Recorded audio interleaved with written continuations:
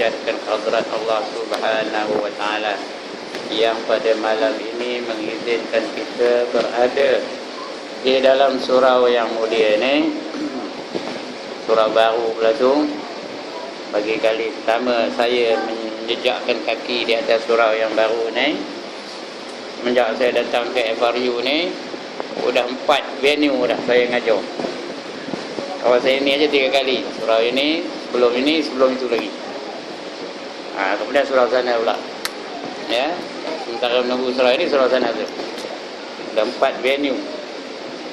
Maknanya saya anggota yang terlama di sini. Yang lain semua entah ke mana pergi je tak. Ustaz Sulaiman dah lebuh. Sebelum Ustaz Sulaiman Ustaz apa? Ustaz Talib ada lagi? Tak ada tak? Tak ada ngajar lagi. Sekarang ni Ustaz apa? Syed Syazan ya? Ustaz Ibrahim tak ada ganti-ganti nama lagi. Ya. Tak tahu sampai bila. Sampai Padang ke ya? Entahlah. Ya, lifetime. Baik, mudah-mudahan kedatangan kita malam ini ikhlas semata-mata kerana Allah. Dan kita dapat ilmu yang boleh kita manfaatkan dalam hidup kita ini. Dan dapat kita beramal dengannya, memperjuangkannya. Mudah-mudahan kita menjadi orang yang berjuang di jalan Allah. Tambahan tajuk kita malam ini adalah bersangkutan dengan perjuangan. Tajuknya ialah jihad. Kita masih lagi membicarakan tentang jihad. Malam ini kita baca pada muka surat 348. Hukum jihad. Hukum. Apa hukum jihad? Dalam fiqh ni ada 5 hukum je. Wajib, haram, sunat, makruh dan harus. Itu 5 hukum saja. Jadi jihad apa hukumnya? Wajib ke, sunat ke, haram ke, makruh ke, harus. Tak tahulah kita baca ke lepas ni ya. Hukum jihad adalah berbeza-beza. Artinya bukan satu hukum. Mengikut perbezaan setiap bahagian dan jenisnya. Ada jenisnya, ini hukumnya jenis ini hukum jenis ini hukumnya. Ya, hukum jihad nafsu adalah fardu ain. Jihad nafsu fardu ain. Jihad besar tu. Ya, baru balik daripada perang Uhud, ada seorang kata Perang Badar. Kata Rasul, raja'na minal jihadil asghar ilal jihadil akbar. Sahabat bertanya, wa mal jihadul akbar ya Rasulullah? Baginda menjawab, jihadun nafs. Kita ni baru balik daripada peperangan yang kecil. Perang Badar, kata Rasul, perang kecil. Sedangkan perang Badar tu tentera Islam berapa? Berapa orang? 313 orang. Tentera kufar berapa? 1000 lebih. Menang pula tentera Islam tu. Itu dipanggil oleh baginda sebagai perang yang kecil katanya. Ya. Peperangan yang kecil katanya. Untuk menuju kepada satu peperangan yang lebih besar lagi, kata Nabi. Tanya sahabat, apa perang yang besar tu ya Rasulullah? Jawab baginda, itulah perang hawa nafsu, jihadun nafsu. Kerana melawan hawa nafsu ni dia bukan ada period, bukan ada jangka masa. Ya, 24 jam sehari semalam. Tak ada pula gencatan senjata, tak ada rehat. Every time, every minute, every second kita menentang hawa nafsu kita. Ya. Sebab dikatakan itu peperangan yang besar. Hukumnya fardu ain, wajib atas tiap-tiap orang, lelaki atau perempuan, kecil atau besar, beriman atau kafir, semuanya wajib menentang hawa nafsu. Ya. Ke atas setiap individu muslim, kerana ialah penyelamat dan pengawal kepada setiap amal ibadat, termasuklah segala jenis jihad, dan dari mengalami kerosakan dan kerugian, sebagaimana ia menjadi daya penilai dan pengisi kepada setiap jihad yang lahir. Mana jihad lahir, penilainya ialah hawa nafsu. Kerana dalam jihad tu macam-macam. Hawa nafsu tu mengajak kita. Nafsu tu memang kerjanya ngajak apa? Ngajak kepada kejahatan. Innan nafsala ammaratum bisu, kata Allah dalam Quran ya. Sesungguhnya nafsu amarah itu sentiasa mengajak kepada kejahatan. Kadang-kadang tengah berjihad tu ada nafsu dah. Bila tengok harta rampasan tu dah nafsu mula bergolak, ya. Bila tengok apa-apalah saja, ya. Tawanan-tawanan perang tu tengok dah mula nafsu bergelora. Ya, nafsu marah ada, nafsu hendakkan reta ada, macam-macam jenis nafsu ada. Jadi sebab itu hukumnya fardu ain. Ya, hukum jihad lahir terutama jihad lisan dan kalam, jihad ilmu dan taklim, ya, bukan taklim tu ta'ain, ya, taklim. Jihad wang dan harta kekayaan terpecah kepada 3 bahagian. Yang lain tu, lain berlawan hawa nafsu, ada 3 jenis jihadnya. Iaitu yang pertama jihad lisan. Jihad lisan. Ya. Bila kita nampak satu kemungkaran, hendaklah kita ubah dengan kekuasaan yang ada. Kalau tak boleh kekuasaan yang ada, kita ubah dengan apa? Dengan lisan kita. Fa illam yastati' fa bilisani. Kalau tak boleh dengan kekuasaan yang ada, kita tak ada kuasa. Orang yang buat tu ada kuasa pula. Macam mana kita nak ubahkan? Ya, nak ambil tindakan tata tertib tak boleh kerana dia lebih lagi daripada kita. Jadi kawan-kawannya kita tegur dengan lisan, gunakan lisan, gunakan lidah, jangan buat opini tak baik kata. Ya, tak boleh dengan lisan, fa illam yastati' fa biqalbi, dengan hati. Wa zalika aqaful iman, kata Nabi, itulah dia iman yang selemah-lemahnya, iaitu dengan hati. Tapi kena berjihad juga, kena lawan juga, kena tegur juga, ya. Itu jihad lisan dan kalam. Jihad ilmu dan taklim. Jihad ilmu pun ada juga, kerana kadang-kadang ada keluar fatwa-fatwa yang mengelirukan. Ya. Kemudian jihad wang. Jihad wang ni bukan senang, ya. Bunyi nyebutnya senang, nak buatnya payah. Jihad wang. Apa keperluan Islam? Kita jihad dengan wang ringgit yang ada diri kita pada kita tu. Korbankan wang ringgit. Wa tujahiduna fi sabilillah bi amwalikum wa anfusikum. Hendaklah kamu berjuang di jalan Allah dengan harta-harta kamu dan diri-diri kamu. Itu berjuang dengan wang ringgit lah tu. Berjuang dengan harta. Walaupun ada janjinya, siapa membelanjakan hartanya di jalan Allah, Allah akan gandakan pahalanya sebanyak 700 kali ganda. Walaupun kita tahu tu, tapi payah nak melaksanakannya, payah. Ya. Itu yang kalau tabung untuk berjalan tu, ikut depan dia pejam matanya dulu. Dah lepas baru buka balik. Pasal jihad kena berlawan. Maksud saya lah ni. Saya pun begitu juga. Hari Jumaat tu tabung datang dah jual, dah jauh tu, dah dekat dengan kita, pejam mata, buatkan tidur. Sudah lepas baru buka balik mata. Dah jaga balik. Kerana nak berpisah dengan wang ringgit tu bukan senang, ya. Itu jihad. Jihad apa? Jihad wang, ya. Jihad wang dan harta kekayaan berpecah kepada 3 bahagian. Yang pertama fardu kifayah. Apa arti fardu kifayah? Bila ada satu kumpulan melaksanakannya, maka yang lain tidak berdosa. Itu namanya fardu kifayah. Ya, di antaranya bila ada kematian, bila ada satu kumpulan yang menyelenggarakan jenazah tu, maka terlaksanalah fardu kifayah. Orang lain yang tidak terlibat tidaklah berdosa. Tapi kalau siapa tak nak buat kerja itu sampai reput mayat tu, macam semua berdosa. Semua dalam kawasan itu berdosa. Macam surau ni lah. Kalau ada waktu-waktu yang kosong, seorang pun tak datang, Tok Imam tak ada, Tok Bilal tak ada, siapa tak semayang di surau ni, macam macam tuan-tuan dan perempuan, habis semua berdosa belaka. Lelaki aja, perempuan tak, ya. Lelaki je, habis berdosa belaka. Itu fardu kifayah. Ya. Sebab itu nak mendirikan surau senang. Kira susah juga, tapi senang dah, ya. Tapi nak menjalankan kerja-kerja setelah terdirinya surau, itu lagi payah daripada mendirikannya. Ya. Itu fardu kifayah namanya, iaitu kewajipan yang tertanggung ke atas masyarakat Islam seluruhnya. Ya. Seperti mendirikan kilang-kilang yang mengeluarkan hasil yang halal dan suci. Itu fardu kifayah. Seperti mendirikan sekolah-sekolah yang boleh mengeluarkan pemuda-pemuda yang soleh dan solehah. Itu hukumnya fardu kifayah.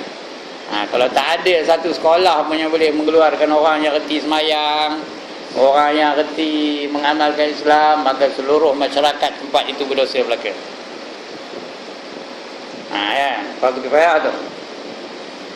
Sekiranya kewajipan ini tidak tertunai, maka setiap anggota masyarakat adalah bertanggungjawab dan berdosa.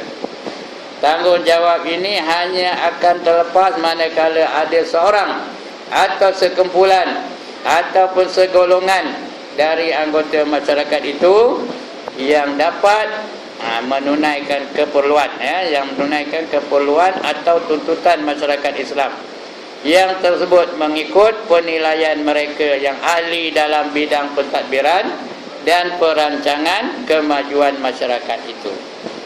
Itu dalam satu kawasan tu mesti ada perusahaan yang boleh mengeluarkan makanan yang halal dan suci, mengeluarkan ubat-ubat yang halal dan suci, mengeluarkan sekolah yang mengeluarkan murid-murid yang soleh dan solehah, mesti ada. Kalau tak ada, seluruh masyarakat itu akan berdosa. Itu namanya fardu kifayah. Jadi ada yang fardu ain, ada yang fardu kifayah. Fardu ain kata tiada anggota masyarakat yang dilantik oleh masyarakat sesuai dengan keahlian dalam setiap bidang. Bila seorang tu kena lantik, maka fardu ain bagi dia. Dia lantik jadi imam, macam surau ni, ada seorang jadi imam umpamanya, tiba-tiba nak sembahyang tak ada seorang imam, macam dia tu berdosa kerana dia kena lantik. Dia kena lantik. Kalau dia tak datang sehingga susah jemaah tu nak mendirikan sembahyang berjemaah, dia berdosa tu. Kecuali dia ada alasan yang diterima oleh syarak. Kalau tak, berdosa lah tu. Kalau saja-saja itu fardu ain tu. Bila dilantik fardu ain dia. Ada kalanya sunat betul. Sunat ke atas sesiapa sahaja dari anggota masyarakat yang melimpah rasa pengabdiannya kepada Allah, rasa penyerahan dirinya kepada Allah, dan rasa kesujudan dirinya kepada Allah untuk berjihad lebih dari batas yang difardukan. Lebih dari batas yang difardukan, ketika itu sunat hukumnya. Yang lebih, yang tidak berapa perlu. Kalau tak ada pun tak apa, tapi kalau ada baiklah. Maka itu sunat hukumnya. Macam surau ni sudah siap, tapi aircon tak ada lagi. Aircon tu wajib ke sunat? Sunat, tak ada wajib sunat. Tapi kalau dia buat, dapat pahala lah. Tapi kalau tak ada berdosa semua jemaah di dalam camp ni, tak ada berdosa lah Kerana apa hukumnya? Sunat. Bukan wajib. Itu sunat. Hukum jihad di medan perang dengan kekuatan senjata dan tentera terbagi pula kepada dua bahagian. Ini perang laut beradu kekuatan betul lah dengan senjata ataupun dengan badannya Ada dua bahagiannya. Yang pertama fardu ain ke atas setiap individu muslim apabila imam atau ketua, iaitu imam atau ketua negara telah mengisytiharkan perang jihad. Seseorang itu telah bernazar untuk perang jihad. Ada dua sebab jadi wajib Yang pertama, kalau diisytiharkan oleh ketua kerajaan, ketua negara, suruh berperang melawan tentera-tentera kafir, dia jadi fardu ain pada tiap-tiap orang. Jangan lari dari peperangan, kerana lari dari peperangan itu adalah berdosa besar.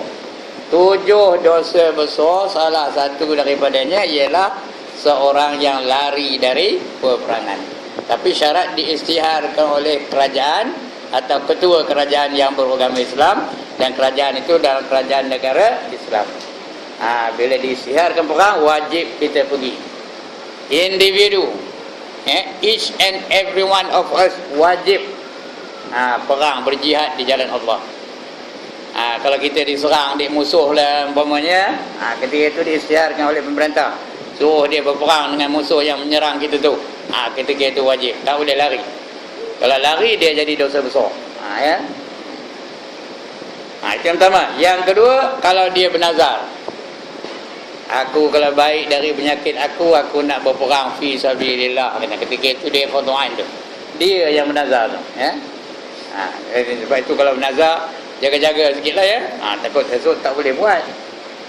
Bernazar ni yang wajib-wajib tidak dia tak boleh pun. Begitu juga yang haram tak boleh. Kalau nak bernazar, jangan bernazar benda-benda haram. Jangan pula bernazar, aku kalau baik penyakit aku esok aku nak sembahyang 5 waktu. Jangan. Kerana kalau tak baik pun kena sembahyang 5 waktu juga, mana boleh tinggal, ya. Tapi fardu kifayah tak apa.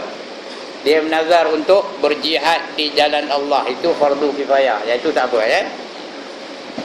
Jadi hukumnya bila dia bernazar jadi fardu ain, dia berjihad di jalan Allah, bukan fardu kifayah lagi. Yang dinazar itu fardu kifayah. Tapi apabila dia bernazar, kalau sampai sempurna nazarnya, sempurna masalah dia tu, ketika itu wajib nazar itu jadi fardu ain. Ya, wajib itu.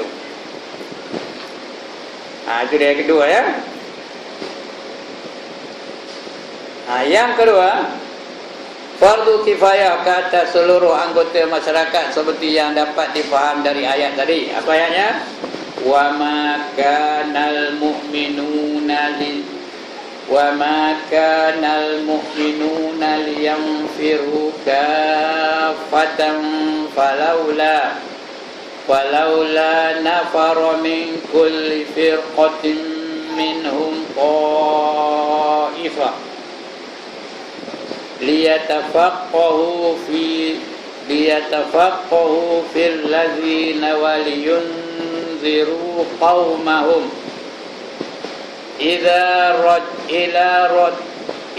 raja'u ilaihim la'allahum yahzarun. Dan tidaklah betul dan elok orang-orang yang beriman keluar semuanya pergi berperang. Bukan semua yang wajib, ya. Bukan semua yang wajib keluar berperang dah.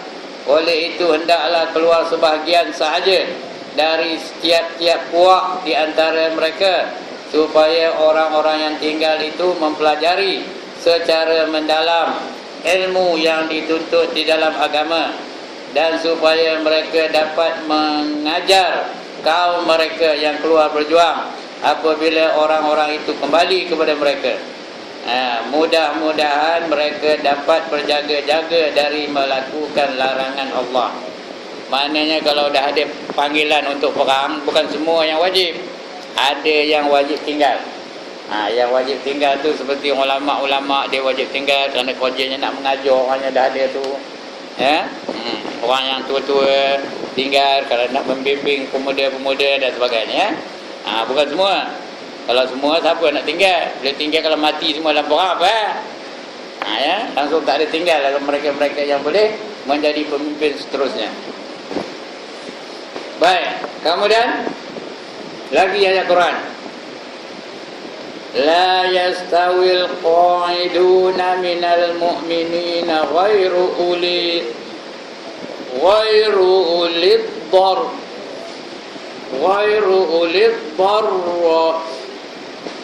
darari wal mujahiduna fi sabilillahi bi amwalihim wa anfusihim. Faddalallahu al-mujahidina bi amwalihim wa anfusihim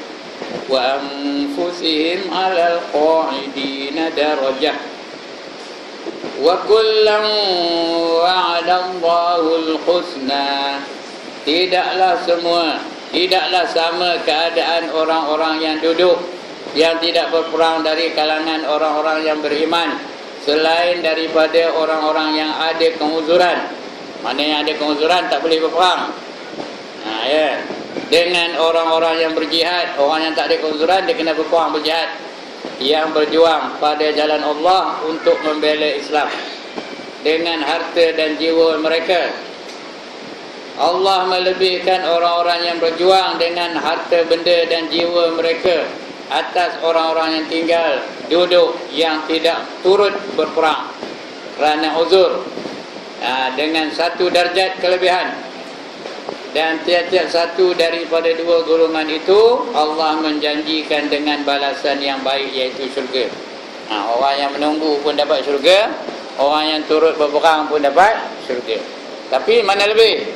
Orang berperang ke orang yang tak berperang? Orang yang berperang dah lebih, kerana dia risikonya lebih lagi, ya. Orang yang menunggu tu kurang sikit risikonya. Tapi orang yang pergi berperang tu dia boleh jadi mati. Tapi kalau dia mati, dia syahid. Orang yang menunggu tu pun kalau mati, syahid juga. Cuma darjatnya kurang lah, ya. Itu dia hukumnya, ya. Jadi hukumnya boleh jadi fardu ain, boleh jadi fardu kifayah. Itu dua hukum. Boleh jadi fardu ain, boleh jadi fardu kifayah. Kemudian konsep fardu kifayah. Apa dia konsep fardu kifayah? Bila ada orang buat, yang lain tak payah, ya. Itu fardu kifayah. Macam sembahyang jemaah lah, ya. Bila ada orang lain sembahyang jemaah, yang lain tak payah lah. Hantarlah dia medah ada, gitu. Ya, itu konsep fardu kifayah, bukan di kalangan orang Islam, di kalangan orang Melayu. Itu konsep fardu kifayah orang Melayu. Bila ada orang lain buat, yang lain tak payah lah, gitu, ya. Dia permudahkan fardu kifayah. Baik, menyebut tentang fardu kifayah, perlu rasanya dijelaskan di sini tentang konsepnya yang sebenar. Konsep itu artinya pengertian dia yang sebenar. Apa artinya fardu kifayah? Biasanya bila disebut fardu kifayah, maka yang terbayang ialah fardu kifayah seperti yang tergambar pada sembahyang jenazah. Bila ada orang mati, ada seorang aja sembahyangkan dia, terlaksanalah fardu kifayah. Yang lain tak adalah berdosa, ada seorang jadilah. Itu yang kita bayangkan, fardu kifayah tu. Apa yang berlaku dalam difahami oleh kebanyakan masyarakat Islam, apa yang berlaku, dan seperti mana yang difahami oleh kebanyakan masyarakat Islam, bila diadakan sembahyang jenazah, maka bilangan yang menunaikannya amatlah sedikit jika dibandingkan dengan bilangan bahawa bilangan yang sebanyak itu sudah memadai untuk melepaskan tanggungjawab seluruh masyarakat.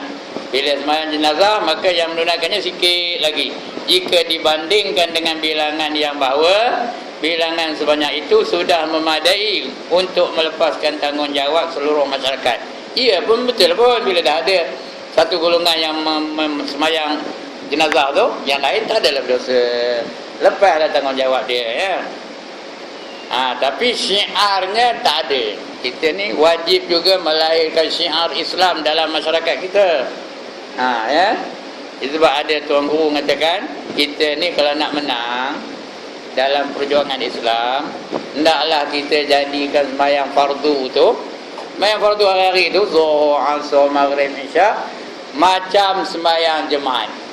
Barulah Allah datangkan bantuan. Ya. Zuhur macam orang sembahyang jemaat, penuh surau ni, tak muat melempar ruang. Asar pun habis itu, Maghrib pun habis itu, Isya pun habis itu. Baru Islam ini akan bangun. Kalau tidak, pekiklah lagi tak mau, ya. Allahu Akbar, pekiklah tak ada jadi mau. Itu yang orang Islam berjuang kalah. Asal berjuang kalah kerana asasnya kita tak kuatkan. Kita tak pentingkan asas dia. Main jemaah lah, adalah 3-4 orang, ya. Kecuali sini lah, jangan menyolang mata tengok saya, ya. Sini dah Asar tadi ramai, ya. Tak alam ni tahu kan, Asar tadi ramai dah, penuh sudah ni, ya. Alhamdulillah, subuh esok pun begitu juga, penuh surau ni. Alhamdulillah. Mudah-mudahan dengan itu Islam akan cepat membangun, ya. Baik. Ya. Untuk menentukan sama ada golongan yang dianggap mewakili masyarakat ataupun yang ditugaskan oleh masyarakat itu benar-benar dapat menunaikan tuntutan dan keperluan masyarakat, sekira mana dapat menjamin dan memelihara maslahat dan kepentingan umum masyarakat dalam setiap bidang keperluannya, maka terpulanglah kepada masyarakat melalui ahli-ahli pentadbiran dan perancang yang diakui dan diberi mandat oleh masyarakat. Itu pulang lah. Macam mana kita nak memakmurkan surau ini supaya dia ramai, supaya sentiasa penuh, supaya sentiasa dihayati. Itu terpulang kepada pentadbir surau ni lah. Sebab itu tiap institusi ada jawatankuasanya, ada pengurusinya, ya, ada siasanya, ada bendaharinya dan sebagainya, untuk merancang macam mana kita nak memakmurkan surau ini, macam mana nak berjuang di jalan Allah melalui surau ini, dan sebagainya.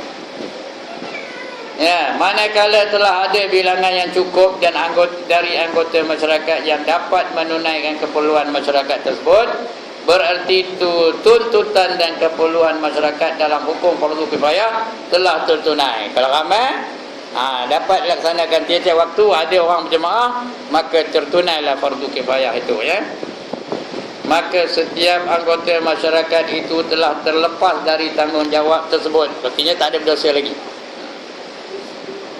Kecukupan bilangan yang mewakili masyarakat dalam melaksanakan tuntutan dan keperluan masyarakat berarti maslahat dan kepentingan umum masyarakat Islam adalah terkawal dan terjamin. Dengan terkawal dan terjaminnya kepentingan umum masyarakat itu berarti terkawal dan terjaminnya kesejahteraan masyarakat Islam. Ini jelas menunjukkan bahawa kesejahteraan masyarakat itu berhubung rapat dengan konsep fardu kifayah dan pelaksanaannya. Tapi kalau ramai ni umpamanya dalam camp ni ada berapa ratus anggota, ada katakan 800 anggota. Yang sembahyang berjemaahnya ada 4 orang saja. Itu tak terlaksana lagi, ya. Jadi dia nak ada certain percentage yang nak melaksanakannya, baru dinampakkan syiarnya, baru dikira tertunai. Kalau tidak lagi, ya.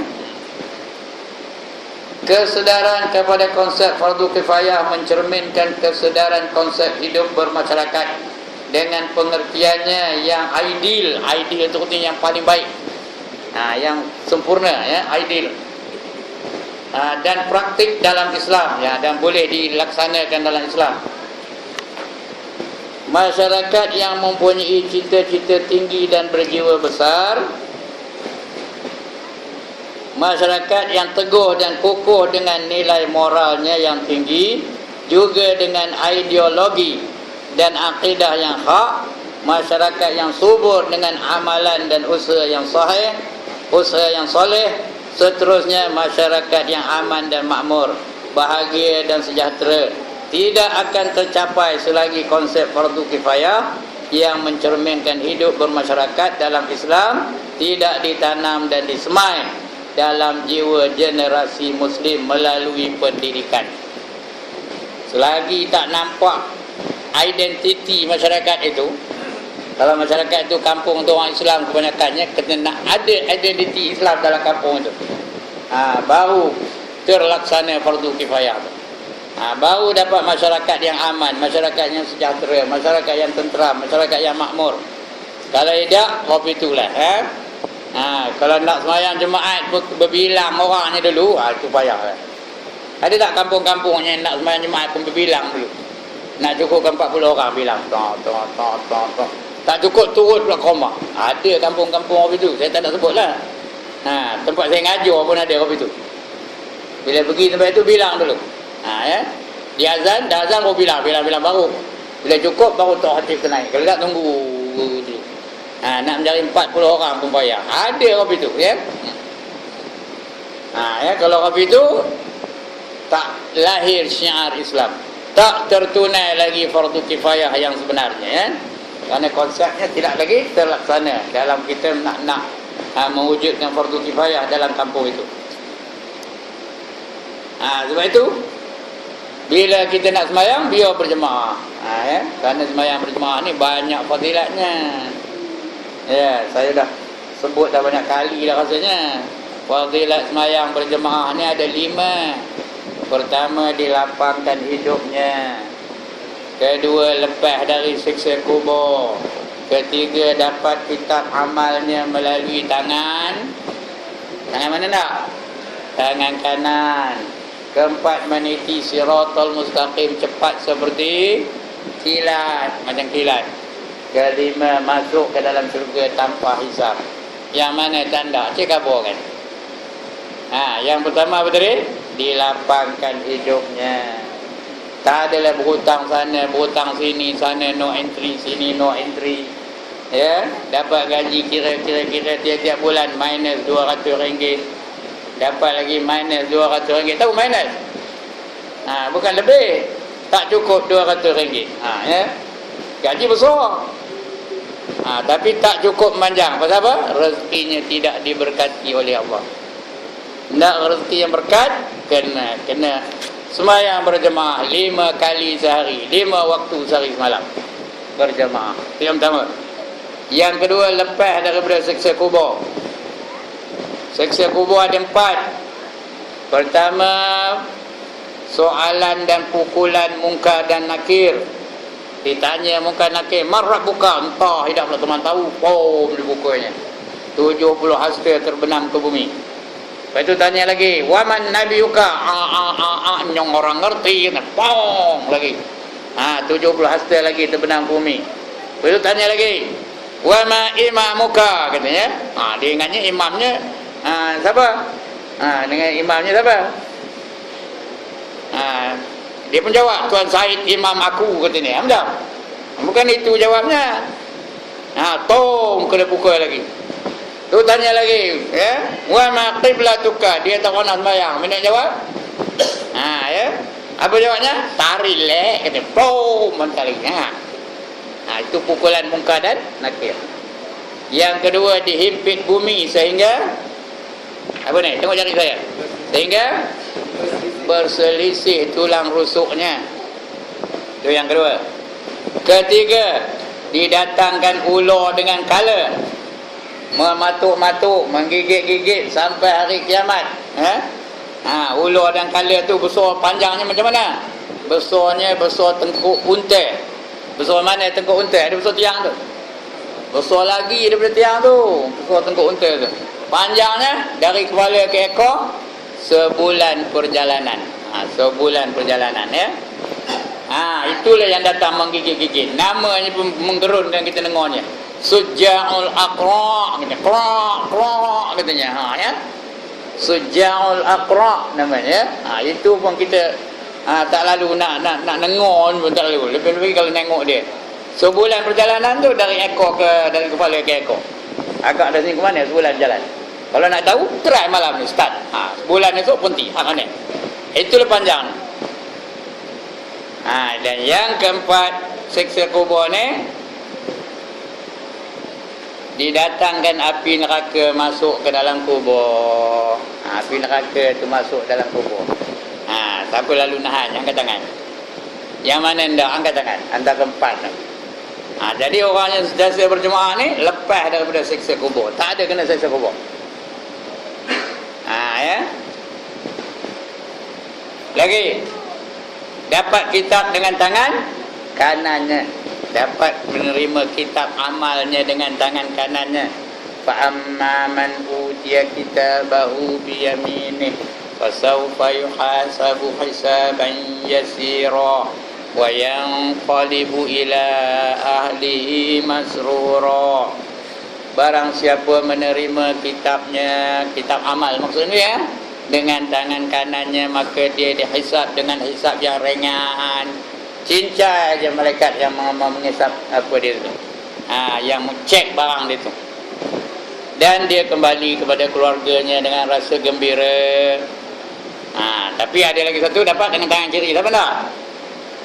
Wa ashabus shimal ma ashabus shimal fi samumin wa hamimin wa dhillim min yahmumin la baridin wa la karim. Dan golongan kiri, siapa itu golongan kiri? Mereka itu berada dalam neraka yang terdapat asap yang panas, udara yang panas, tiada kesejukan dan tiada keselesaan bagi mereka. Siapa nak angkat tangan? Ya. Ada lagi satu cara menerima kitab dari belakang. Cucuk dada tu dengan jari ni, dengan tangan kiri ni, tembus ikut belakang, ambil dari belakang. Itu lagi teruk. Wa amma man utiya kitabahu wara'a dhahri fasawfa yad'u subura wa yasla sa'ira Barang siapa dapat kitab amalnya dari belakangnya, maka dia menjerit kecelakaan dan dimasukkan ke dalam neraka yang bernama Sa'ir. Itu dia ya. Jadi orang yang lazim berjemaah 5 waktu sehari malam, dia dapat kitab amalnya melalui tangan kanannya. Tak kita nak? Dah diam, tak ada apa ya? Tak kita nak? Anda Atas? Kalau tak, pastikan kita 5 waktu sehari malam berjemaah. Starting from Isya ni ya, Isya ni. Starting from now. And also tomorrow morning. Dengar ada azan. Kalau dengar bangkit ya. Biar dia semua penuh surau ni. Barulah RU ni terkenal dengan penghayatan Islamnya ya. Baik, itu dia. Yang ketiga. Yang keempat, meniti siratal mustaqim, cepat seperti kilat. Sudah dah lepas aja. Sudah dah di pintu syurga. Sudah ada telaga apa nunggu sana? Telaga apa nunggu di pintu syurga? Al-Kausar namanya, telaga Haud ataupun Al-Kausar.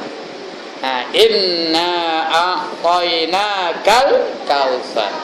Sesungguhnya kami sediakan untuk mereka ahli syurga itu satu telaga namanya Al-Kausar.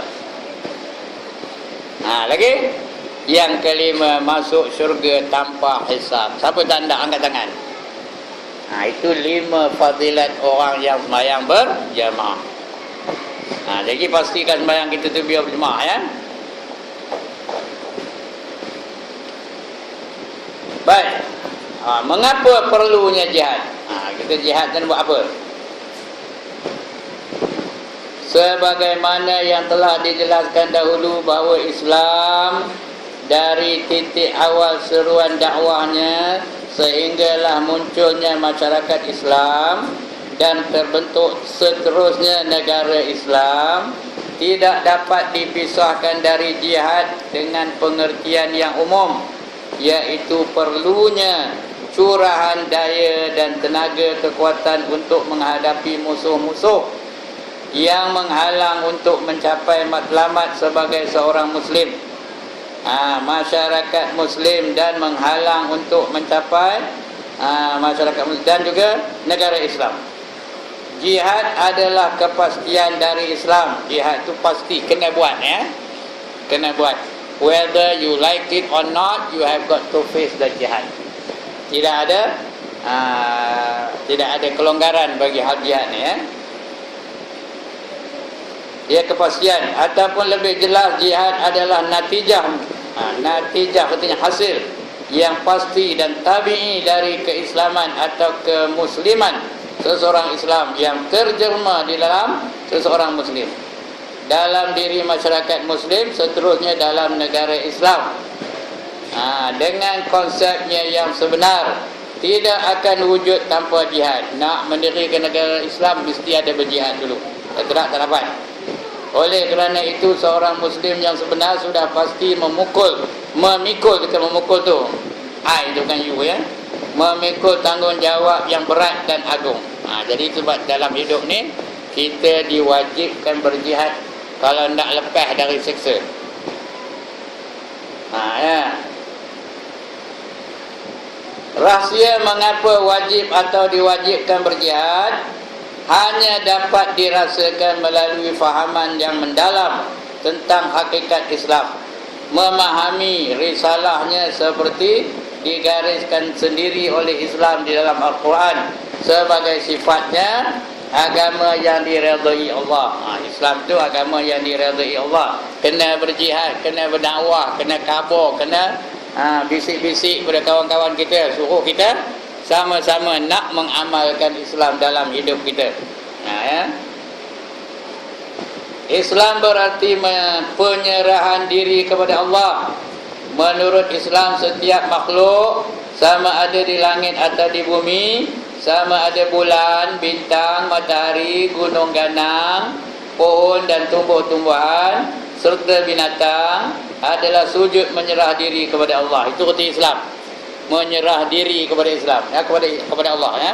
Itu namanya Islam. Matahari itu apa yang Allah suruh semua buat. Sebab matahari itu ada keperanah dia lewat. Ada peranah dia ponting. Ada peranah dia MC. Ada. Matahari ada peranah MC. Mana ada dia sentiasa je menurut perintah Allah. Bulan tu itu juga. Cukup masa dia muncul, cukup masa dia turun balik. Ayam tu cukup masa dia berkokok. 4.30 dia mesti berkokok. Kokok kita dengerak orang tu. Bangun komen subuh dah dekat katanya. Tapi yang gemar derhaka, yang gemar ponting, yang gemar apa siapa? Manusia dan jin. Itu yang gemar derhaka. Yang gemar tak mau menurut perintah, ya. Lain tu semua Islam belaka tu. Matahari Islam, bulan Islam, bintang Islam, ya, binatang-binatang Islam, pokok-pokok kayu Islam. Tengok pokok tu. Pokok durian, dia mengeluarkan durian je. Mana pernah pokok durian mengeluarkan pokok buah jerin ada? Pokok rambutan ada pernah mengeluarkan durian? Tak ada, dia pokok rambutan dah. Ya, pokok kenuak mengeluarkan buah apa? Buah kenuak lah. Tahu buah kenuak, dia minta tahu kot. Mereka tahu apa? Patuh tunduk kepada perintah Allah. Yang gemar derhaka ni manusia dan jin. Itu dua ni, manusia dan jin. Menurut Islam, setiap makhluk sama ada di langit atau di bumi, sama ada bulan, bintang, tadi dah sudah baca dah pun, ya. Semuanya patuh kepada Allah, menyerah diri kepada Allah. Menurut Islam, bahawa kesemuanya itu adalah ditundukkan oleh Allah Maha Pencipta demi untuk keperluan hidup insan di planet bumi ini. Demikian juga menurut Islam, menurut Islam, bahawa Allah telah memberikan mandat penuh kepada manusia untuk mempergunakan segala ciptaan bagi membangun tamadunnya. Manusia ini sebagai khalifah, menggunakan apa saja yang Allah cipta untuk pembangunan tamadun manusia. Allah Maha Pencipta telah menetapkan dalam perkembangan sucinya tentang kedudukan manusia dalam semesta ini sebagai Tuhan yang menguasai dan memerintah di atas muka bumi ini. Sebab manusia dibagi akal. Dengan adanya akal manusia, dia dapat memerintah bumi ini, dapat mengendalikan segalanya. Dan sebab itu juga manusia ini special. Segala-galanya special. Yang berkenderaan hanya manusia saja. Rimau tak ada kenderaan, malahan dia jadi kenderaan. Gajah tak ada kenderaan, ular tak ada kenderaan. Tapi manusia tengok macam-macam kenderaannya. Ada motor, ada motor, ada lori, ada bas, ada kereta lembu, ada skuter, ada dalam air, ada water skuter pun ada. Di udara ada kapal terbang, ada roket, ada helikopter. Itu kenderaan bagi manusia. Ya. Sebab manusia Allah bekalkan dengan otak. Walaqad karramna bani Adam wa hamalnahum fil barri wal bahr wa razaqnahum minat thayyibat. Sesungguhnya kami tidak memuliakan anak Adam. Dengan adanya otak, manusia itu jadi mulia. Dan kami beri mereka tonggangan di daratan dan di lautan. Dan kami beri mereka rezeki yang baik-baik. Rezeki yang paling baik, rezeki siapa? Rezeki manusia. Nasi aja ada berapa jenis nasi? Ya. Berapa jenis nasi manusia makan? Nasi lemak, nasi dagang, nasi minyak, nasi kerabu, nasi goreng, nasi apa lagi? Nasi apa? Arab, nasi Arab. Tengok. Banyak ke ya? Nasi goreng pun ada nasi Cina, nasi goreng Cina, ada nasi goreng kampung, ada nasi goreng USA pun ada. Nampak? Itu nasi yang makan. Itu baru nasi. Ya, roti, berapa jenis roti ada? Roti chapati, roti nan, roti tempayan, roti apa? Roti martabak, roti apa lagi? Roti tak tahu ni boleh dah, banyak mana. Jenis roti. Roti menggali pun ada. Itu manusia. Berbanding dengan rimau. Rimau apa makannya? Daging mentah. Gajah apa makannya? Pulau pisang. Itu makannya. Ya. Jin apa makannya? Tulang aja. Tapi manusia cuba tengok berapa jenis minuman, ada berapa jenis minuman. Itu sebab manusia itu gunanya untuk mentadbir alam ini. Allah amanahkan manusia untuk mentadbir alam ini. dapat mandat penuh kepada manusia untuk mempergunakan segala ciptaan bagi membangun tamadunnya. Allah Maha Pencipta dan menetapkan segala ciptaan bagi menetapkan dalam perlembagaan tu sucinya tentang kedudukan manusia di dalam semesta ini sebagai Tuhan yang menguasai dan memerintah di atas muka bumi ini. Tetapi segala makhluk dan ciptaan Allah hanya rela dipergunakan oleh manusia seperti yang diarahkan oleh Allah Maha Penciptanya. Tak boleh buat seperti ya. Kena tadbir alam ni mengikut kehendak Allah, bukan mengikut kehendak hati dia, bukan mengikut kehendak hawa nafsu dia.